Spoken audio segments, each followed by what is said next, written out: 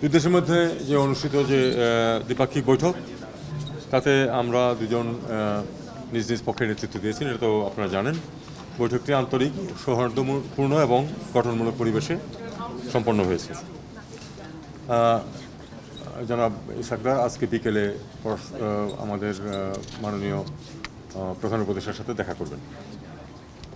আমি খুব সংক্ষেপে আপনাদেরকে যেসব বিষয়ে কথাবার্তা হয়েছে সেটা উল্লেখ করছি, এরপরে আপনাদের 2-3টা প্রশ্ন নিতে পারবো। আমার আসলে পরবর্তী বৈঠকে দৌড় দিতে হবে। আপনারা জানেন যে পাকিস্তান দক্ষিণ এশিয়ায় আমাদের অন্যতম গুরুত্বপূর্ণ প্রতিবেশী। পাকিস্তানের সাথে আমাদের সম্পর্ক ঐতিহাসিক এবং বহুমাত্রিক। এই প্রেক্ষিতে আজকের বৈঠকে আমি এবং পাকিস্তানের উপপ্রধানমন্ত্রী, পররাষ্ট্রমন্ত্রী বিদ্যমান সম্পর্ককে সামনের দিনগুলোতে আরও এগিয়ে নিয়ে যাওয়ার জন্য আমাদের প্রত্যয় ব্যক্ত করেছি।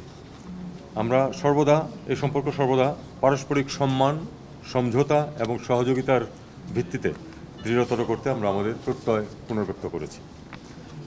এবছরের এপ্রিল মাসে আপনারা জানেন যে পাকিস্তানের পররাষ্ট্র সচিব বাংলাদেশে এসেছিলেন আমাদের পররাষ্ট্র সচিবের সাথে দ্বিপাক্ষিক ফরেন অফিস কনসালটেশন করার জন্য।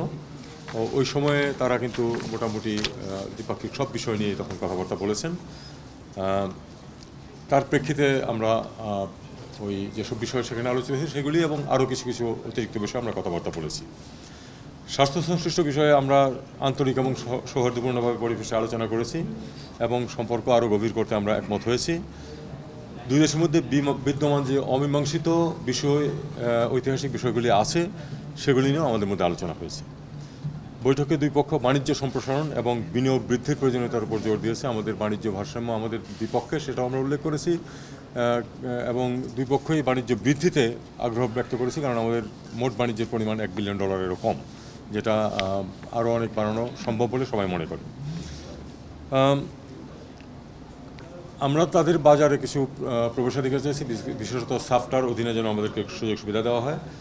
টেক্সটাইল, জ্বালানি, ঔষধ শিল্প, কৃষিপণ্য, তথ্য প্রযুক্তি, এই খাতগুলিকে আমরা বেশি সম্ভাবনাময় বলে মনে করেছি। এছাড়া কৃষি, মৎস্য এবং প্রাণী সম্পদ ক্ষেত্রেও সহযোগিতার সম্ভাবনা আছে। পাকিস্তানের পক্ষ থেকে জ্বালানির রপ্তানির বিষয়েও কথাবার্তা হয়েছে, খুব প্রাথমিক কথাবার্তা হয়েছে, হয়তো আরও ডিটেলস পরে হতে পারে। পরিবহন এবং যোগাযোগের ক্ষেত্রে আপনারা জানেন যে চিটাগং এবং করাচি বন্দরের মধ্যে জাহাজ চলাচল শুরু করেছে, যদিও নিয়মিত না। সানবিট সব দিবে সামাল। সানবিট ম্যাজিক প্রেস ডিশওয়াশিং এর মাথা ঘোরানো সলিউশন।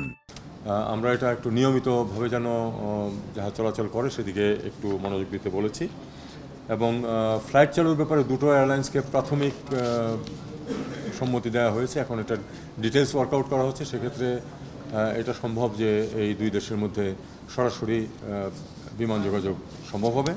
সেক্ষেত্রে ব্যবসা বাণিজ্যে যেমন সুবিধা হবে, তেমনি ট্যুরিজম এবং অন্যান্য ক্ষেত্রেও অনেকটা সহজ হয়ে আসবে। আমরা শিক্ষার ক্ষেত্রে উচ্চশিক্ষায় যার যেখানে সুবিধা আছে সেখানে পারস্পরিক কিছু বৃত্তি বাড়ানোর কথা বিষয়ে আলাপ আলোচনা হয়েছে।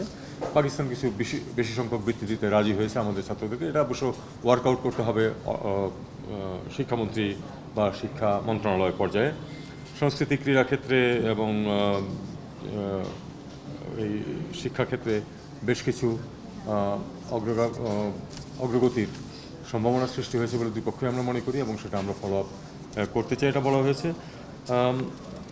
স্বাস্থ্যগত সহযোগিতা, সে ডাক্তারি পড়াশোনা থেকে শুরু করে ওষুধপত্র, ফার্মাসিউটিক্যালস ইত্যাদি নিয়ে কোঅপারেশনের দুই পক্ষ আমরা একমত হয়েছি এবং আমরা আশা করব যে এটা আরও এগোবে সংশ্লিষ্ট ক্ষেত্রে, দুই ক্ষেত্রের মধ্যে সহযোগিতার মাধ্যমে।